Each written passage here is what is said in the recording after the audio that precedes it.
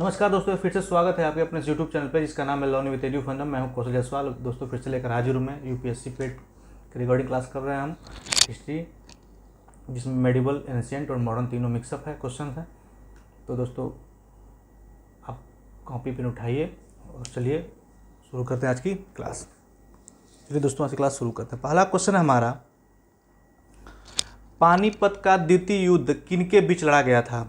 बाबर और लोदी, अली राजा और चंद्रगुप्त मौर्य, अकबर और लोदी या फिर अकबर और हेमू? बताएं दोस्तों। तो दोस्तों ये युद्ध लड़ा गया था अकबर और हेमू के बीच। कब लड़ा था दोस्तों? तो 5 नवंबर 1556।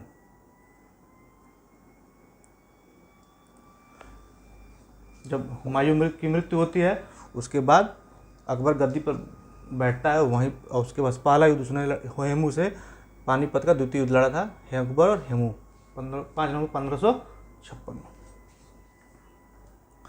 नेक्स्ट चलते हैं दोस्तों। इनमें से कौन सा मुगल बादशाह शराब को छूता तक नहीं था? शाहजहां, औरंगजेब, जहांगीर या फिर अकबर?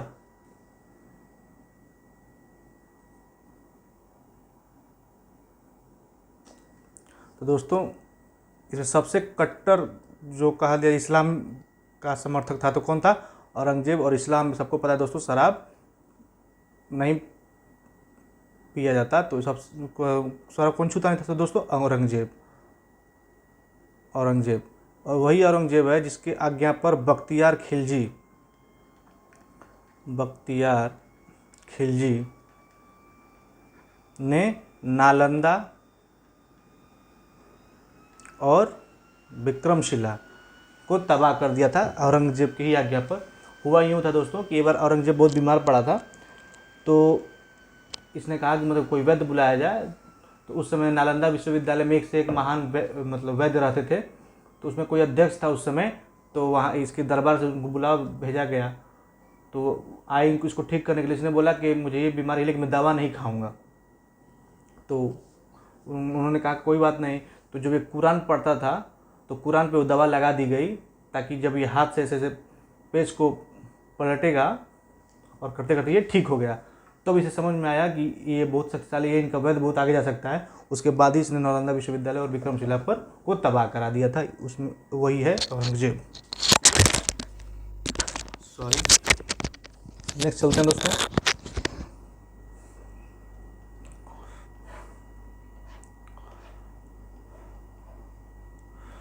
निम्नलिखित में से कौन सा युग्म सही नहीं है? बड़ा इमामबाड़ा, लखनऊ, निशात बाग जम्मू कश्मीर, फिरोज शाह कोटला दिल्ली, हुमायूं का मकबरा इलाहाबाद? बताएं दोस्तों।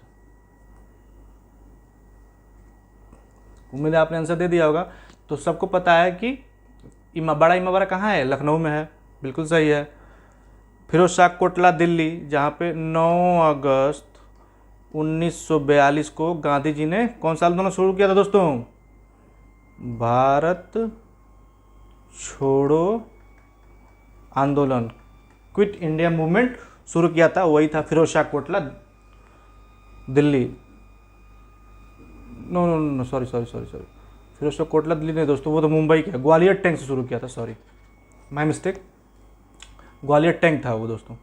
निशात बाग दोस्तों निशात बाग जम्मू कश्मीर में नहीं है, ये भी लखनऊ में ही है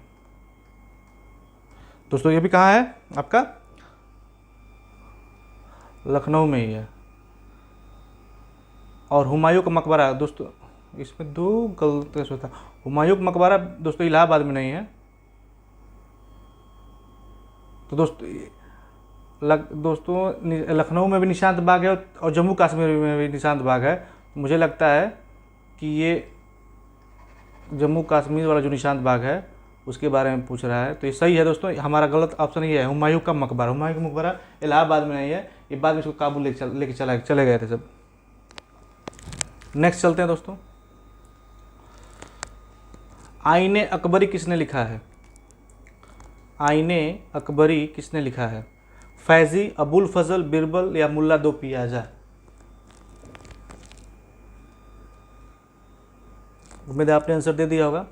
दोस्तों बीरबल उसके 9 रत्नों में से एक थे, जिसका ओरिजिनल नाम क्या था दोस्तों, महेश दास। ये पूछ लेता है दोस्तों, महेश दास। मुल्ला देवपियाजा भी उसके 9 रत्नों में से एक थे, और इसको लिखा है दोस्तों अबुल फजल ने आईने अकबरी लिखा है। आईने अकबरी मतलब उसकी आत्मकथा है आईने अकबरी में, और कैसे कैसे प्रशासन चलाता था ये सब भी आईने अकबरी में बताया गया। निम्न में से कौन सा सुमेलित नहीं है, बाबरनामा बाबर, शाहजहांनामा मोहम्मद ताहिर, हुमायूंनामा हुमायूं, या तुजुक ए जहांगीरी जहांगीर। बताएं दोस्तों कौन सा इसमें सम्मिलित नहीं है। दोस्तों बाबरनामा बिल्कुल बाबर ने लिखा था, शाहजहांनामा मोहम्मद ताहिर ने लिखा था, तुजुक ए जहांगीर जहांगीर ने लिखा था, लेकिन हुमायूंनामा हुमायूं ने नहीं लिखा था, उसकी पत्नी ने लिखा था, उसकी गुलबदन बेगम इसने लिखा था। हुमायूंनामा गुलबदन बेगम ने लिखा था। उम्मीद है आपने आंसर दे दिया होगा। चलिए दोस्तों नेक्स्ट चलते हैं। हुमायूं नामा के लेखक कौन थे, देखिए आई क्वेश्चन, गुलबदन बेगम सबको पता है, मैंने बता दिया। अकबरनामा के प्रसिद्ध लेखक कौन थे, बदायूनी, अब्बास खां शेरवानी, या फिर अबुल फजल, या फिर कैफी खां। बताएं दोस्तों। तो दोस्तों अकबरनामा के लेखक कौन थे, अबुल फजल। अकबर ने अपने दरबारी संगीतज्ञ के रूप में किसे नियुक्त किया था, अबुल फजल, राज बिरबल, मियाँ तानसेन या राजा टोडरमल। तो दोस्तों राजा टोडरमल जो थे वो वित्त मंत्री थे, वित्त मंत्री। इसने ही दशाला पद्धति शुरू की थी दोस्तों, ये बड़ा इंपॉर्टेंट है, लिख लीजिएगा, दशाला पद्धति। दशाला पद्धति इन्होंने ही शुरू की थी। अबुल फजल साहित्यकार था, राजा बीरबल जानते ही हैं। मियाँ तानसेन जो थे उसके क्या थे, संगीतज्ञ थे। नेक्स्ट चलते हैं। निम्नलिखित में से किसके शासनकाल में मुगलों और मराठों के बीच द्वंद्व प्रारंभ हुआ, अकबर, शाहजहां, जहांगीर, या फिर औरंगजेब। बताएं दोस्तों।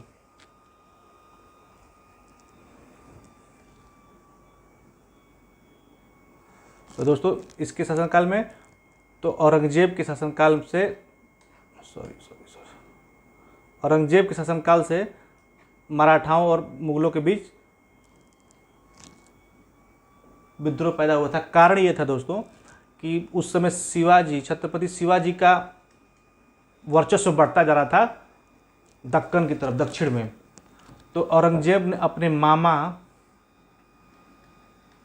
शाइस्ता खां, नाम था शायद उसका, शाइस्ता खां, इसको भेजा था कि जाओ और छत्रपति शिवाजी के विद्रोह का दमन करो। तो ये गया था और ये सूरत में आराम से अपने खेमे में सोया हुआ था। तो शिवाजी जो थे, छत्रपति शिवाजी थे, ये गोरिल्ला पद्धति में बड़े माहिर थे, छापामार और गोरिल्ला पद्धति और छापामार, मन अचानक से धावा बोल देना, उसमें बड़ा माहिर थे। तो इसने शाइस्ता खां की चारों उंगलियों को काट दिया। ये रोता हुआ फिर औरंगजेब के पास आया शाइस्ता खां और कहा, तो औरंगजेब बड़ा गुस्सा हुआ, फिर इसे बंगाल का सूबेदार बनाकर भेजा। पहले इसको सूरत का सूबेदार बना के भेजा था, जहाँ पे उंगली कटवा चलाएगा शिवाजी से। तो फिर शिवाजी ने इसका हिसाब किताब ठीक कर दिया। फिर ये वापस आया, फिर औरंगजेब चूँकि मामा था इसलिए मारा नहीं, फिर इसे बंगाल का सूबेदार बना के भेज दिया। और उसी टाइम आई थिंक 1674 70 या 74 में 74 में शिवाजी ने 2 बार, माने मराठों ने 2 बार सूरत को लूटा है। मुगलों को उसका उस समय वर्चस्व था वहाँ पे। नेक्स्ट चलते हैं दोस्तों। निम्नलिखित में से कौन सा एक कथन शिवाजी के विषय में असत्य है। शिवाजी एक धार्मिक व्यक्ति थे, वे एक कट्टर हिंदू थे। 1674 ईस्वी में रायगढ़ में उनका राज्याभिषेक वैदिक विधि से हुआ था और उन्होंने मुस्लिमों को धर्मांतरण के लिए व हिंदू धर्म स्वीकार करने के लिए विवश किया था। बताएं दोस्तों। तो दोस्तों शिवाजी एक धार्मिक व्यक्ति थे, बिल्कुल सही है। कट्टर हिंदू थे, बिल्कुल। 1674 इसमें रायगढ़ उनका राज्याभिषेक वैदिक विधि से हुआ, ठीक। उनका 2 बार राज्याभिषेक हुआ था दोस्तों।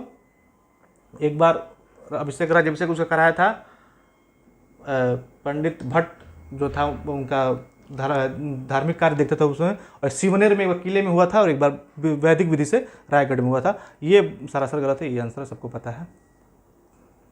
नेक्स्ट चलते हैं दोस्तों। किस मुगल सेनानायक के साथ शिवाजी से पुरंदर की संधि पर हस्ताक्षर किया गया था। तो दोस्तों पुरंदर की संधि में उन्हें 23 किले छोड़ने पड़े, जिसमें कोंडाना किला भी था। आपने मूवी देखी थी ना अजय देवगन की, कौन सी मूवी तो थी आई थी, तानाजी मालूसरे। तो उनके बड़े ही अजीज थे शिवाजी के, वो सेनापति भी थे और बड़े अजीज थे, बड़े योद्धा थे। तो वही कोंडाना किला पर उन्होंने विजय दिलाई थी और खुद वीरगति को प्राप्त हो गए थे। तो उसको कोंडाने किले को शायद शेरगढ़ भी कहा जाता था। तो उन्होंने कहा था कि मैंने शेर आलो लेकिन गढ़ आलो लेकिन शेर चले गए, मतलब किला तो मिल गया लेकिन हमारा जो शेर था वो मर गया, वही से संबंधित है दोस्तों। तो ये अलाउद्दीन कह रहा हूँ, औरंगजेब के दरबार में ही थे, एक तरह समझ लीजिए कमांडर थे जय सिंह, राजस्थान के थे ये। तो औरंगजेब की तरफ जय सिंह गए थे शिवाजी से संधि करने, और उस टाइम ही जय सिंह और शिवाजी के में से पुरंदर की संधि हुई थी 1665 में दोस्तों। बाद में इन्होंने कहा था कि आप आइए। तो जैसे जब शिवाजी गए थे औरंगजेब से मिले, तो औरंगजेब ने उन्हें कैद कर लिया था। तो तुमको पता होगा आप लोगों को कि वो बगनखा रखते थे शिवाजी, सब कहानी बचपन में हम लोग पढ़े थे, आई थिंक NCERT में 2 या 3rd में वही सब कहानी। तो जय सिंह गए थे, ये याद रखिएगा। निम्नलिखित में से कौन एक अधिकारी शिवाजी के नागरिक प्रशासन में अष्टप्रधान के अंतर्गत नहीं था? ये इंपॉर्टेंट है दोस्तों। तो चलिए देखते हैं। पेशवा था, मजमुआदार, देखते हैं दोस्तों। चलिए मजमुआदार को देखते हैं, अभी ये नहीं था।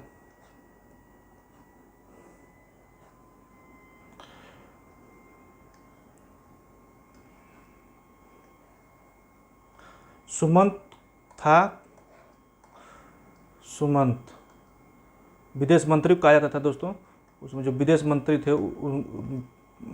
मराठाओं में, उनको सुमंत कहा जाता था। कोतवाल भी था, मजूमदार नहीं था, वही हमारा आंसर हो जाएगा दोस्तों।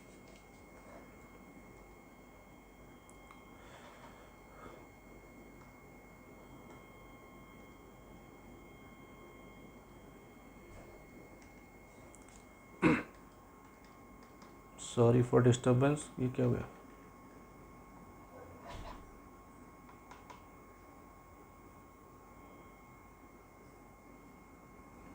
एक मिनट दोस्तों, भी जवाब देगा क्या, देखते हैं। सॉरी। औरंगजेब की मृत्यु के समय मराठा नेतृत्व तो किसके हाथों में था? राजाराम, ताराबाई, संभाजी या फिर जीजाबाई? बताएं दोस्तों, किसके हाथों में था? तो दोस्तों औरंगजेब की मृत्यु के समय मराठा का नेतृत्व किसके हाथ में था? ताराबाई के हाथों में था। शिवाजी के निम्नलिखित उत्तराधिकारियों में से किसे औरंगजेब ने ईमानदार की उपाधि दी थी? ताराबाई को, राजाराम को, शाहू को या फिर उपयुक्त में से कोई नहीं? बताएं दोस्तों। उम्मीद है आपने आंसर दे दिया होगा। तो दोस्तों ताराबाई थी जिन्हें ईमानदार की उपाधि मिली थी। इसे इंपॉर्टेंट मान लीजिएगा आप लोग, इंपॉर्टेंट है ये। अब देखिए,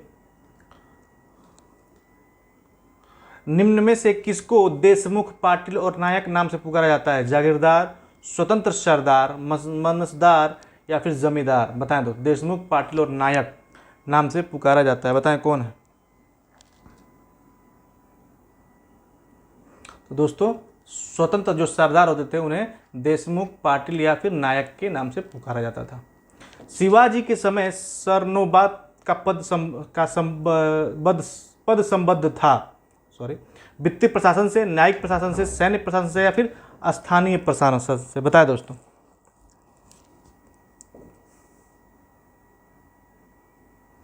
दोस्तों सैन्य प्रशासन से सरनोबात संबंधित था।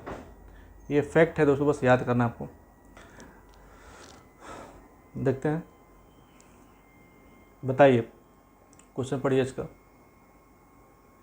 कि वर्ष में ईस्ट इंडिया कंपनी के जहाज़ों ने सूरत के पास स्थित स्वाली एस्च्यूरी में पुर्तगालियों को पराजित किया था? किस सन में? बताएं दोस्तों।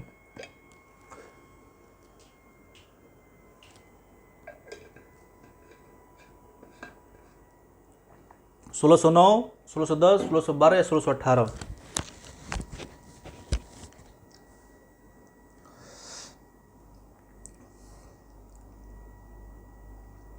तो दोस्तों 1612 में ईस्ट इंडिया कंपनी ने जहाज़ों ने सूरत के पास स्थित स्वाली एस्च्यूरी में पुर्तगालियों को पराजित किया था। नेक्स्ट है, वास्को डिगामा एक पुर्तगाली अन्वेषक ने किस वर्ष में समुद्री मार्ग की खोज की थी? सबको पता है दोस्तों, 1498 में खोजा था। अगर ये पूछ रहे दोस्तों कि किस किस काल में कैसे के सबसे पहले भारत में कौन व्यापार करने आया, तो उसका एक 98 में आया था दोस्तों। और एक अगर ये आपको पूछे कि किस क्रम में सबसे पहले कौन सा देश भारत में व्यापार करने के लिए आया था, तो उसका एक याद कर लीजिएगा, PDEF। सबसे पहले पुर्तगाली आए थे दोस्तों, पोर्तुगीज,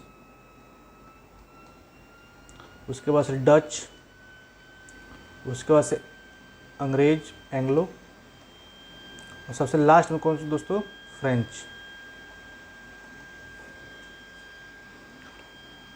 सबसे लास्ट में गए भी सब दोस्तों। चलिए नेक्स्ट देखते हैं क्वेश्चन। मेरठ छावनी में 1857 के सैनिक विद्रोह की शुरुआत कब हुई थी? 11 मई 1857, 10 मई 1857, 9 मई 1857 या फिर 8 मई 1857? बताएं दोस्तों। तो ये 1857 है क्या दोस्तों? तो आपको पता होगा कि बैरकपुर में जहां मंगल पांडे की तैनाती थी, वहां पे जो कारतूस बनाए जाते थे उसमें गाय और भैंसों के, सुअर की चर्बी मिलाकर बनाए जाते थे। और उस समय के जो बारूद होते थे उसे दांत से नोच के लगाना पड़ता था।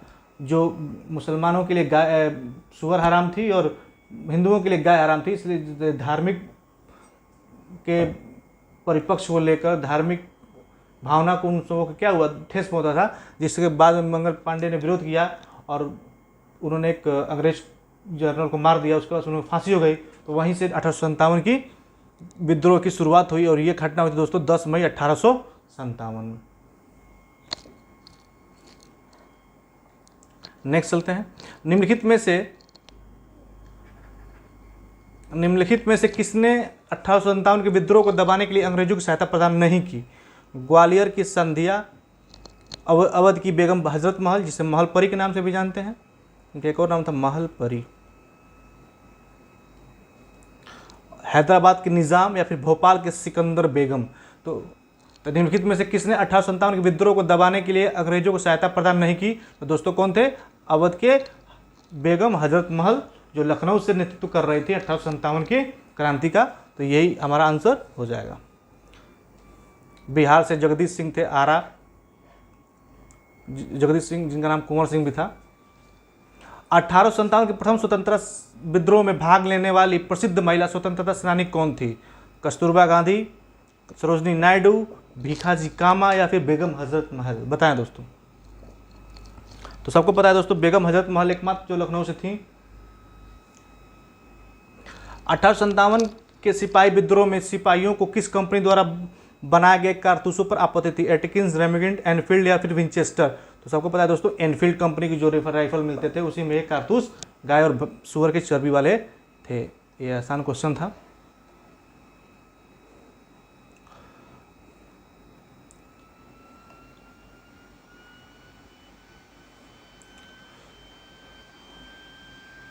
चलिए तो देखते हैं। निम्न में से किन्होंने 1857 के सिपाही विद्रोह का विद्रोह नहीं कहा? John Lawrence, RC Majumdar, Karl Marx या सैयद अहमद खां? तो दोस्तों आरसी मजुमदार ने इसे सिपाहियों का विद्रोह नहीं कहा था। इन्होंने क्या कहा था? आज़ादी की पहली लड़ाई। आरसी मजुमदार 143। लेकिन इसमें पूछा है दोस्तों कि निम्न से किन्होंने 1857 सिपाही विद्रोह को विद्रोह नहीं कहा? तो दोस्तों ये कौन थे? Karl Marx. ये विवादित क्वेश्चन हो गया दोस्तों, ये कहीं मिसप्रिंट लग रहा है हमें। तो इसका आंसर आप कार्ल मार्क्स लिखिए, क्योंकि इसने पूछा है सिपाही विद्रोह को विद्रोह नहीं कहा। आरसी मजुमदार ने कहा धर्म के लिए लड़ी गई प्रथम स्वतंत्रता संग्राम, आरसी मजुमदार ने कहा था, लेकिन कार्ल मार्क्स ने कहा सिपाही विद्रोह नहीं कहा था। ये कार्ल मार्क्स है। नेक्स्ट है हमारा कि 1857 विद्रोह के प्रसिद्ध नेताओं में से एक तात्या टोपे, जिसे तांतिया टोपे को अंग्रेजों ने 1859 में फांसी दी? झांसी, कानपुर, शिवपुरी या फिर सागर? बताएं दोस्तों कहाँ पे दी थी? तो शिवपुरी में दोस्तों इनको फांसी दी गई थी सन 1859 में। ये मराठा के शासक थे। बाद में इन्हें पेंशन दे रही थी सरकार, वही बंद कर दी थी। नेक्स्ट है हमारा, सिपाही विद्रोह किस वर्ष हुआ था? 1920, 1935, 1857? सबको पता है दोस्तों 10 मई 1857 को। नेक्स्ट चलते हैं, ब्रिटिश सरकार ने भारत में सरकारी संरचना में कुछ सुधारों की घोषणा की जिन्हें मार्ले मिंटो सुधार के रूप में जाना जाता है। वो कब आया था? 1903 में, 1909 में, 1912 में या फिर 1939 में? बताएं दोस्तों। ये तो बड़ा आसान है, हमने कई बार पढ़ा इसको। बताएं दोस्तों। तो 1909 में दोस्तों ये आया था मार्ले मिंटो सुधार, जिसे कम्युनल अवार्ड भी कहते हैं। मैं सांप्रदायिक चुनाव के लिए आया था दोस्तों, कि मतलब कुछ एरिया में मुस्लिमों को भी वोट दिए जाएंगे और वहाँ से केवल मुस्लिम कैंडिडेट ही खड़े होंगे। ये अंग्रेजों की चाल थी जो 1909 में आई थी।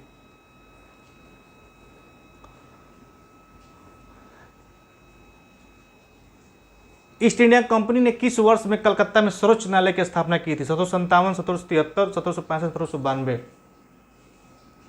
तो दोस्तों ईस्ट इंडिया कंपनी ने 1773 में जब रेगुलेटिंग एक्ट आया था, रेगुलेटिंग एक्ट, उसी के तहत दोस्तों ये घोषणा हुई थी कि सर्वोच्च न्यायालय कलकत्ता में खुलेगा। और इसके पहले न्यायाधीश कौन थे दोस्तों? एलिजा इम्फे इसके पहले न्यायाधीश थे। नेक्स्ट चलते हैं दोस्तों, भारत में पहली रेलगाड़ी किस वर्ष और किन दो स्थानों के बीच चलाई गई थी? तो मुंबई से थाने के मध्य 1853। दोस्तों 1853 में मुंबई से थाने के मध्य चलाई गई थी। और एक कमेंट बॉक्स में आप दोस्तों आपके लिए होमवर्क है, आप कमेंट बॉक्स में आप दीजिएगा सबसे लंबी दूरी तय करने वाली ट्रेन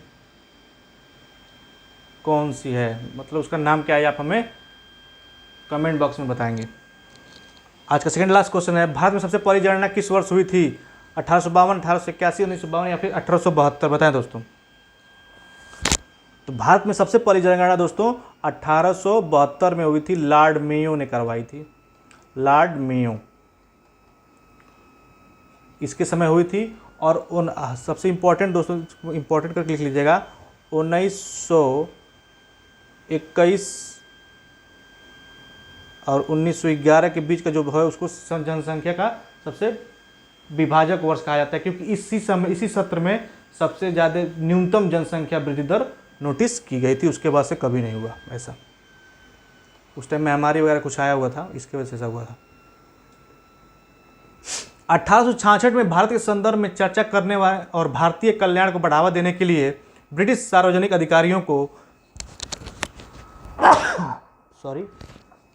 अधिकारियों को प्रभावित करने के लिए लंदन में ईस्ट इंडिया कंपनी एसोसिएशन का आयोजन किसने किया? बताएं दोस्तों। दादा भाई नौरोजी, बिपिन चंद्र, महात्मा गांधी, जवाहरलाल नेहरू? सबको पता है दोस्तों, the old man of India, the old man of India दादा भाई नौरोजी ने किया था दोस्तों। इन्होंने सबसे पहले एक किताब लिखी थी, the poverty British rule in India, the poverty British rule in India. और सबसे लेटेस्ट दोस्तों एक करंट अफेयर का इंपॉर्टेंट मार्क लिख लीजिएगा, अभी इनका एक लंदन में घर था जिसे ब्रिटिश सरकार मतलब लंदन की सरकार ने ब्लैक पैंथ करके एक टैग दिया था। वो वहाँ की उन इमारतों को देती है जो उसका कोई सिग्निफिकेंस होता है हिस्टोरिकल वे में, जिसका ऐतिहासिक महत्व होता है, उनको वो प्रदान करते हैं। इनके घर को भी मिला है दादा भाई नौरोजी के घर को। और वे पहले पार्टी अध्यक्ष भी थे जो कांग्रेस के अध्यक्ष बने थे, दादा भाई नौरोजी। दोस्तों उम्मीद है क्लास पसंद आई होगी, और क्लास पसंद आए तो लाइक करें, शेयर करें, सब्सक्राइब करें। मिलते हैं नेक्स्ट क्लास में, तब तक के लिए पढ़ते हैं। धन्यवाद।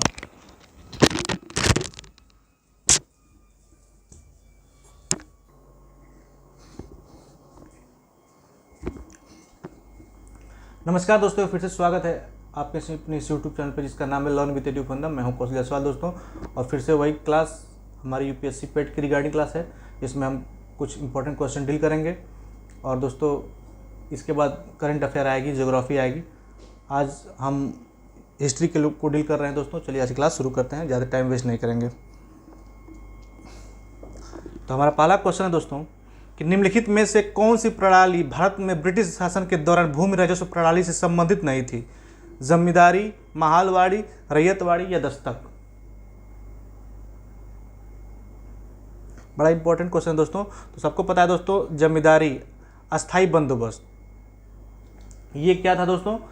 ये ऐसा था, मान लीजिए जिस जमींदार के में सबसे ज़्यादा किसान अंदर थे, उसके जमींदारी बसे हुए थे, तो अंग्रेज डायरेक्ट किसानों से कर न लेकर जमींदार को दे देता था कि हम आपसे कर लेंगे, आप जैसे भी उनसे लीजिए। तो इसका प्रभाव ये पड़ता था दोस्तों कि मान लीजिए किसी साल फसल न अच्छी हो तो जमींदार को अपने पास से देना पड़ता था। ये शायद कॉर्नवालिस लेकर आया था दोस्तों, ये अस्थाई बंदोबस्त था। उसके बाद महालवाड़ी, महालवाड़ी मतलब होता है दोस्तों किसान, महाल मतलब होता है किसान। उसके बाद से इसमें डायरेक्ट किसानों से कर दिया जाता था, मतलब जमीन का मालिक स्वयं किसान होता था और किसानों से डायरेक्ट कर वसूल करती थी कौन? अपनी ब्रिटिश सरकार। ये आपका फैला हुआ था मद्रास और मुंबई जैसे प्रांतों में। फिर रैयतवाड़ी था दोस्तों। रैयतवाड़ी मतलब इतना हिस्सा आपको देना ही पड़ेगा ब्रिटिश सरकार को। ये भी ब्रिटिश सरकार का एक पॉलिसी थी, जिसमें दस्तक नहीं था दोस्तों। ये भी था, महलवाड़ी भी था और रैयतवाड़ी भी था। नेक्स्ट हमारा कि 1764 में ब्रिटिश इंडिया कंपनी द्वारा स्थापित भारत का पहला डाकघर निम्नलिखित में से किस स्थान पर था? आइए देखते हैं।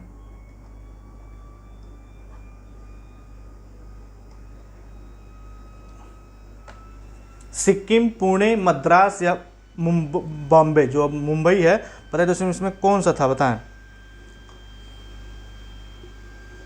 तो बॉम्बे में था दोस्तों।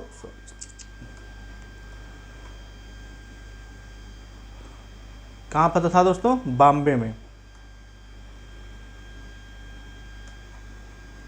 दक्षिण भारत के किस राजा ने वर्ष 1741 में कोलाचल की लड़ाई, कोलाचल, इसको इंपॉर्टेंट अंडरलाइन कर दे रहा हूं दोस्तों, कोलाचल की लड़ाई में डच इंडिया कंपनी को परास्त किया था? वीर पांड्या, कोटाबोम, राजा चोल, हैदर अली या फिर मार्तंड वर्मा? बताएं दोस्तों।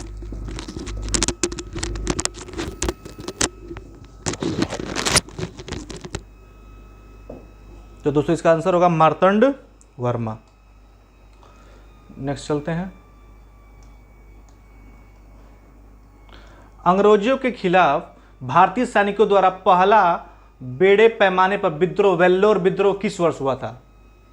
अंग्रेजों के खिलाफ भारतीय सैनिकों द्वारा पहला बड़े पैमाने पर विद्रोह, वेल्लोर विद्रोह किस वर्ष हुआ था? 1812, 1800, 1806 या फिर 1813? बताएं दोस्तों।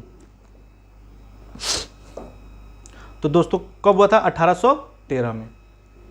जल्दी करते हैं। किस वर्ष में ईस्ट इंडिया कंपनी ने रणजीत सिंह के साथ अमृतसर की पहली संधि पर हस्ताक्षर किया था? 1800, 1805, 1806 या फिर 1809? बताएं दोस्तों। तो दोस्तों कौन सा सन था? 1809।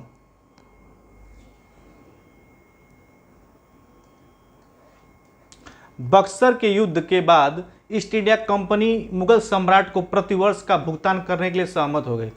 बताइए दोस्तों, जो मुगल पूरे एक छत्र राज्य करते थे पूरे भारतवर्ष में, अंग्रेजी सरकार आने के बाद वे पेंशन पर गुजारा करने लगे। उन्हें अंग्रेजी सरकार पेंशन देती थी कि आपको इतना पैसा मिलेगा, बस आप चुपचाप घर में रहिए, आपको कोई प्रशासन से क्या हो रहा है भारत में, देश में आपको कोई मतलब नहीं है।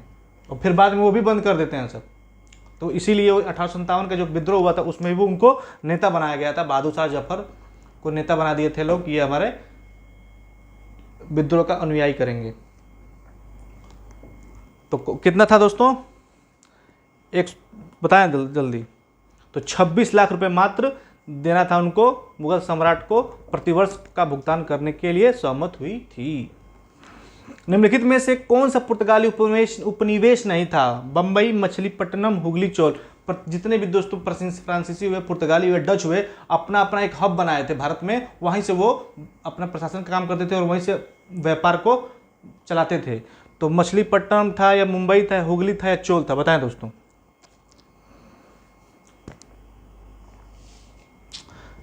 तो मछलीपट्टनम पुर्तगालियों से संबंधित था दोस्तों, यही हमारा आंसर हो जाएगा, मेरे सोचना नहीं है। मछलीपट्टनम। भारत में काजू का प्रथम परिचय किन लोगों ने कराया? डच, फ्रांसीसी, ब्रिटिश या पुर्तगाली? काजू अभी महंगा आता है, तो इसका परिचय सबसे पहले किसने कराया था दोस्तों, बताएं।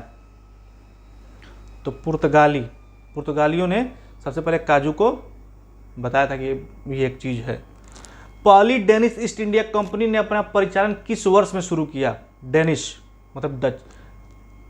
1616, 1630, 1650 या 1670? बताएं दोस्तों। तो 1616। बस ये फैक्ट है दोस्तों, इसमें आप कुछ कर नहीं सकते, बस याद करना है आपको। ये सब इंपॉर्टेंट क्वेश्चंस हैं। बक्सर के युद्ध के बाद के नवाब ने इलाहाबाद और कड़ा को मुगल सम्राटों को सौंप दिया, जो ब्रिटिश सैनिकों के संरक्षण के अंतर्गत आया था। बनारस, बहावलपुर, भोपाल या फिर अवध? बताएं दोस्तों कौन सा था? तो बनारस को बक्सर युद्ध के बाद 1761 में हुआ था। ये ब्रिटिश सरकार ने सैनिकों के संरक्षण के अंतर्गत आए थे।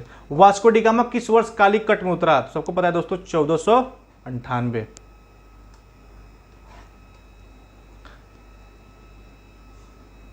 श्रीरंगपट्टनम का ऐतिहासिक शहर जिसे टीपू सुल्तान और उसके पिता हैदर अली की कब्रों का घर माना जाता है, वह निम्नलिखित में से किस शहर से लगभग 15 किलोमीटर की दूरी पर स्थित है? मैंगलुरु, बेलगाम, मैंगलोर या फिर मैसूर? बताएं दोस्तों। मैसूर। आपने सुना भी होगा दोस्तों, आंग्ल मैसूर युद्ध जो हैदर अली और टीपू सुल्तान के बीच और अंग्रेजों के बीच हुआ था। 3 बता चुका हूं ये।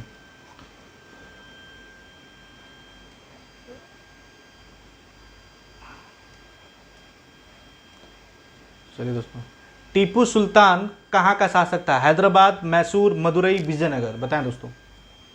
टीपू सुल्तान कहाँ का राजा था, शासक था? हैदराबाद का था, मदुरई का था, विजयनगर का था या फिर मैसूर का था? बताएं दोस्तों। तो कहाँ का था दोस्तों? भी मैंने बताया मैसूर का था, और बाद में अंग्रेजों और इसके बीच में लड़ाई होती है, और इसके अपने ही भारत के कुछ राजा निज़ाम वगैरह ने और सिराजुद्दौला वगैरह जैसे नेता ने धोखा दे दिया था, जिससे वजह से टीपू सुल्तान मारा जाता है। अगला है, ब्रिटिश शासन को भारत से उखाड़ फेंकने के लिए इनमें फ्रांसीसियों की मदद मांगी थी? संभाजी, हैदर अली, टीपू सुल्तान या शिवाजी? बताएं दोस्तों।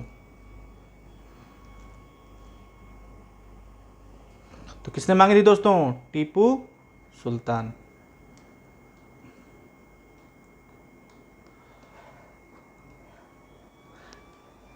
अगला है, श्रीरंगपट्टनम की लड़ाई में अंग्रेजों ने किसे पराजित किया? हैदर अली, टीपू सुल्तान, पेशवा माधवराव? तो ये दोनों तो ऑप्शन काट दीजिए दोस्तों, मैं आसान बता दे रहा हूँ आप लोगों के लिए। 1 मिनट। आप लोगों का कमेंट आया था कि साफ दिख नहीं रहा, इसलिए मैंने आज जूम करके एक एक क्वेश्चन को ही डील कर रहा हूँ। श्रीरंगपट्टनम की लड़ाई में अंग्रेजों ने किसे पराजित किया था? हैदर अली या टीपू सुल्तान? बताएं दोस्तों।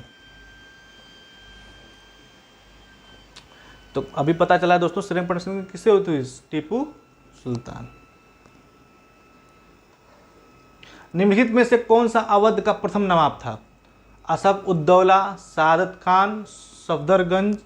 ये तो जगह का नाम है इसको। शुजाउद्दौला? बताएं दोस्तों। शुजाउद्दौला। तो कौन था दोस्तों निम्नलिखित अवध का प्रथम नवाब? कौन था? सादत खान। ये तो बंगाल के ये दोनों बंगाल से संबंधित हैं, बंगाल के नवाब है। मीर कासिम भी इसमें ऐड कर लीजिएगा। मीर कासिम ये सब बंगाल के से थे। शुजाउद्दौला खान मुंबई लखनऊ से था।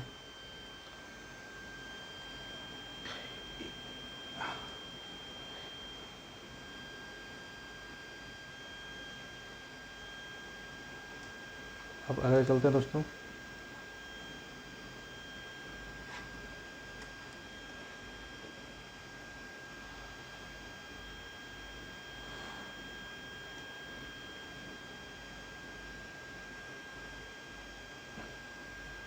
इनमें से किस लड़ाई में अंग्रेजों ने बंगाल के नवाब सिराजुद्दौला को हराया था? प्लासी का युद्ध, वांडीवास की लड़ाई, पानीपत की तीसरी लड़ाई या बक्सर की लड़ाई? बताएं दोस्तों। तो सबको पता है 1757 में प्लासी की लड़ाई जो सिराजुद्दौला और अंग्रेजों के बीच में हुआ था, सिराजुद्दौला हारा गया था और उसके बाद से मीर कासिम को बैठाया गया था। वांडीवास की लड़ाई आपको बताया हूँ मैं। पानीपत की लड़ाई तीसरी लड़ाई अभी पढ़ा है हमने। बक्सर की लड़ाई 1764 में, ये भी हमने पढ़ा है। ये सब आप कमेंट में बताइएगा दोस्तों। प्लासी का युद्ध कब लड़ा गया था? 1761, 1757, तो अभी दोस्तों पढ़ा है हमने कब? 1797 सिराजुद्दौला और अंग्रेजों के बीच लड़ी गई थी। प्लासी की लड़ाई अंग्रेजों और किसके बीच लड़ी गई थी? तो सिराजुद्दौला, सॉरी सिराजुद्दौला।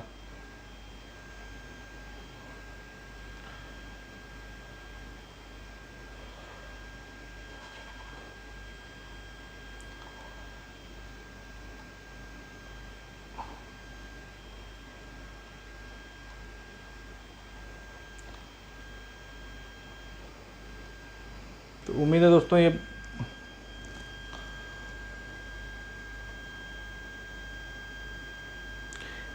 उसके बाद से दोस्तों दूसरा पीडीएफ शुरू हो गया है कि इनमें से किस भारत के ग्रैंड ओल्ड मैन के नाम से जाना जाता है? फिरोज शाह मेहता, डब्ल्यू.सी. बनर्जी, सुरेंद्र नाथ बनर्जी या फिर फिरोज शाह मेहता या दादा भाई नौरोजी? तो दोस्तों सबको पता है दादा भाई नौरोजी को ही जाना जाता है। डब्ल्यू.सी. बनर्जी कौन थे? प्रथम अध्यक्ष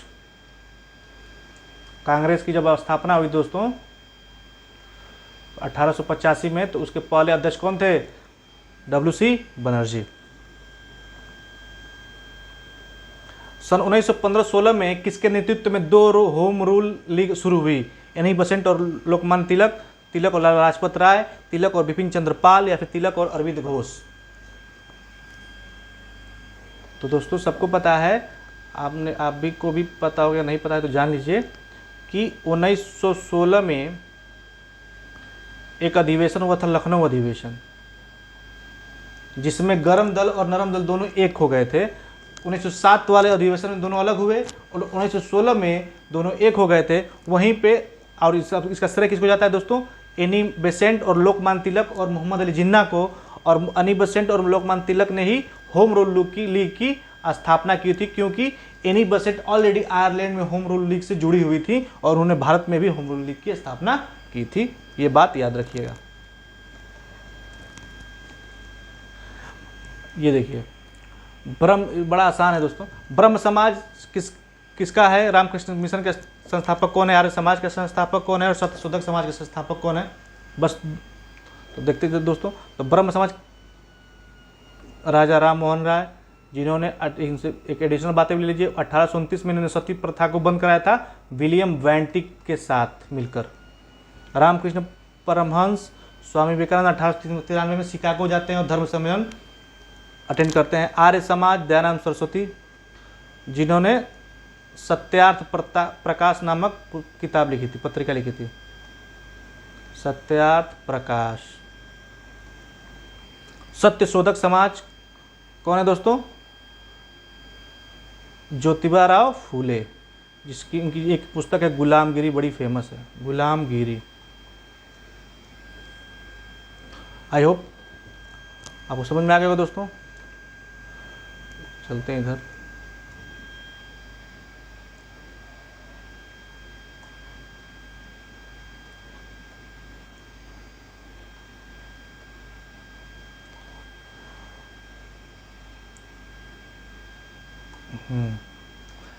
करो या मरो का नारा किसने दिया था दोस्तों? सरदार पटेल, सुभाष चंद्र बोस, जवाहरलाल नेहरू या महात्मा गांधी? तो दोस्तों 9 अगस्त 1942 मुंबई के ग्वालियर टैंक से इन्होंने भाषण दिया था और वहीं पे करो या मरो का नारा, डू और डाई का नारा दिया था महात्मा गांधी ने और कहा था, वहाँ शुरू किया था क्विट इंडिया मूवमेंट, भारत छोड़ो आंदोलन। नेक्स्ट है, जब सुभाष चंद्र बोस ने भारतीय राष्ट्रीय कांग्रेस की अध्यक्षता पर इस्तीफा दिया तो इस पद का प्रस्ताव किसे दिया गया? बड़ा ये फेमस और बड़ा इंपॉर्टेंट क्वेश्चन दोस्तों, इसको इंपॉर्टेंट हम मार्क कर लें। जब सुभाष चंद्र बोस ने भारतीय कांग्रेस की स्थापना के अध्यक्ष का पद छोड़ दिया जीतते हुए भी, तो उस पद को किसे दिया गया? तो हुआ यूँ था ना कि ये 1938 की बात है, जब सुभाष चंद्र बोस को उठाया गया था कांग्रेस पद अध्यक्ष के लिए, और उनके विरोध में उठे थे पट्टाभी सीतारामैया। पट्टाभी सीतारामैया का समर्थन किसको था? गांधी जी चाहते थे कि पट्टाभी सीतारामैया जीते, लेकिन सुभाष चंद्र बोस की भी लोकप्रियता उस समय अधिक थी, तो सुभाष चंद्र बोस जीत गए थे। तो गांधी जी ने ये कहा था कि पट्टाभी सीतारामैया की हार मेरी हार है, और ये बात से बड़ा ही सुभाष चंद्र आहत हुए और उन्होंने वो इस्तीफा दे दिया और वो पद छोड़ दिया। तो वह पद किसे मिल गया दोस्तों? पट्टाभी सीतारामैया को मिल गया था। उसके बाद ही उन्होंने आज़ाद हिंद फौज की स्थापना की थी। वो लंबी कहानी है। नेक्स्ट चलते हैं दोस्तों। साइमन कमीशन किस वर्ष भारत में प्रथम बार आया? 25, 19, 26, 28। तो दोस्तों इसमें होगा 1928, और 24 अक्टूबर को ये लाहौर पहुंचा था। 1919 में क्या हुआ था दोस्तों? तो रोलेक्ट एक्ट और चेम्स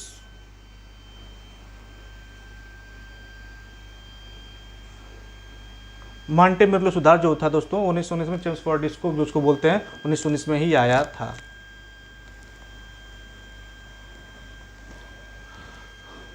आगे चलते हैं दोस्तों इधर।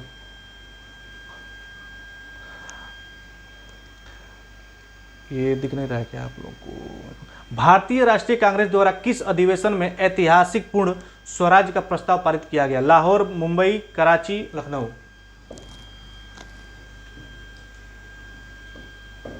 उम्मीद है आपने आंसर दे दिया होगा दोस्तों। तो ये हुआ था लाहौर में सन 1929 में, जिसकी अध्यक्षता कर रहे थे पंडित नेहरू।